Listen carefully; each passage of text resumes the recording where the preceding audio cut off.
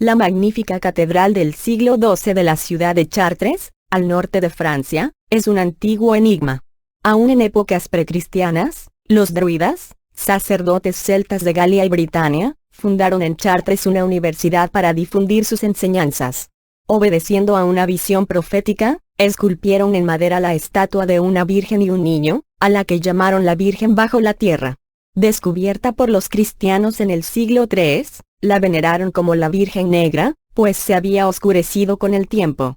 Se inició así la tradición de erigir en ese lugar sagrado iglesias en honor de Nuestra Señora. La obra maestra gótica que conocemos es la culminación de todas ellas. Abundan las teorías sobre la inspiración de la catedral.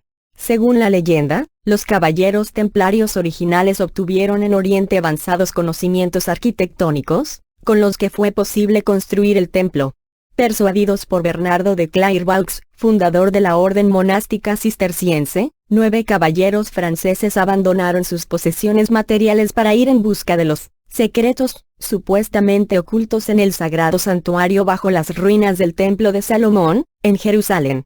Durante su búsqueda de 10 años se sospechó que los caballeros se habían iniciado en el ocultismo. A su vuelta a Francia en 1128, se rumoreó que habían encontrado el Arca de la Alianza, cofre que contenía los secretos de la ley divina referentes a números, pesas y medidas, entre ellos el número dorado, 1,618. La escala 1, 1,618, sección o proporción dorada, era considerada de especial valor estético y rigió en gran medida el arte y la arquitectura del Renacimiento, así como las de periodos posteriores. El retorno de los caballeros coincidió con el florecimiento de la arquitectura gótica en Europa, de modo que la construcción de la primera catedral de Chartres comenzó 6 años más tarde.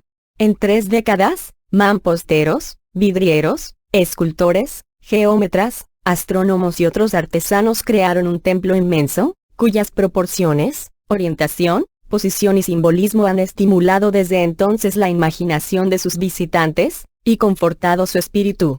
El centro sagrado de la catedral descansa entre el segundo y el tercer vano del coro. Allí se alzaba originalmente el altar. A unos 37 m debajo se sitúa el nivel del agua en el pozo de los druidas. El pináculo de la bóveda gótica de la catedral se levanta exactamente a la misma distancia sobre el centro sagrado. A partir de 1130, en Europa irrumpe el estilo gótico. El gótico no es una evolución del románico, aparece de repente y casi siempre en las abadías cistercienses. Si el románico llega a su plenitud después de múltiples mejoramientos a partir del estilo romano y bizantino, el gótico surge de golpe, completo y total. Aparece después de la primera cruzada y especialmente tras el retorno de los caballeros templarios con su secreto. Un secreto concerniente a la utilización sagrada, y por así decirlo mágica, de la arquitectura. Ya hemos mencionado antes lo que contenían las piedras de la ley. La misma clave numérica que fue utilizada en la construcción de la Gran Pirámide y del Templo de Salomón. No hace falta recordar que Moisés vino de Egipto. Toda la cultura egipcia estaba concentrada en los sacerdotes y él era uno de ellos, así que fue instruido en toda la ciencia de los faraones. En la Europa medieval, y durante aproximadamente 150 años, la aplicación de este conocimiento arquitectónico va a manifestarse en la construcción de las grandes catedrales. Y es en una de ellas, Chartres, muy cerca de París, donde encontramos una nueva referencia al Arca de la Alianza.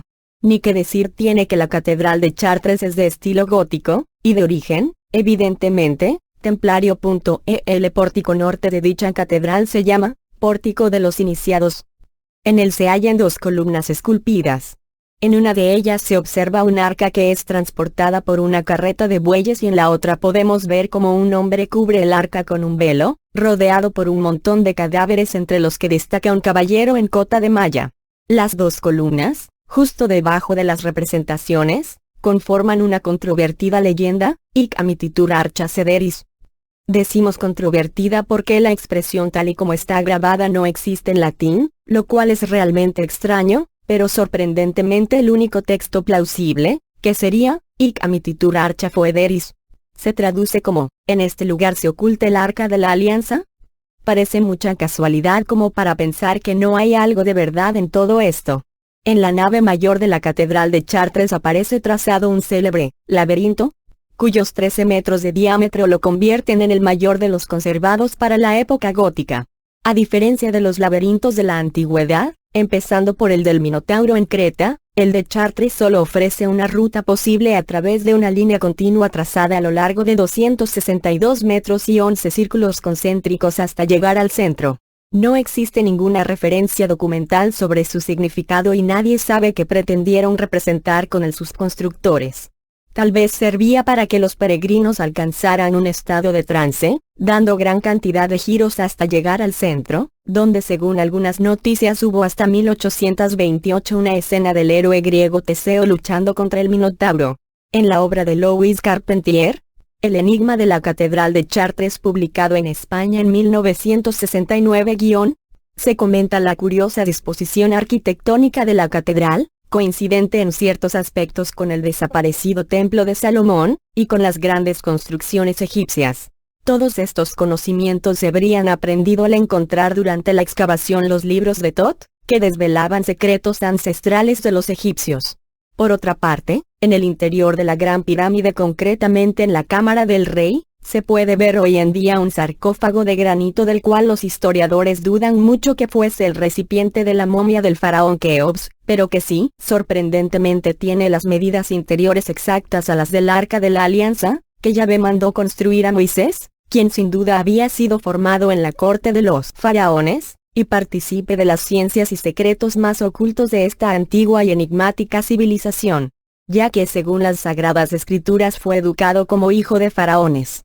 Por otro lado, Louis Carpentier continúa diciendo que en Chartres, Francia, hay una losa rectangular, cuya blancura resalta sobre el color grisáceo del enlosado, y que está marcada por una espiga de metal brillante, ligeramente dorado.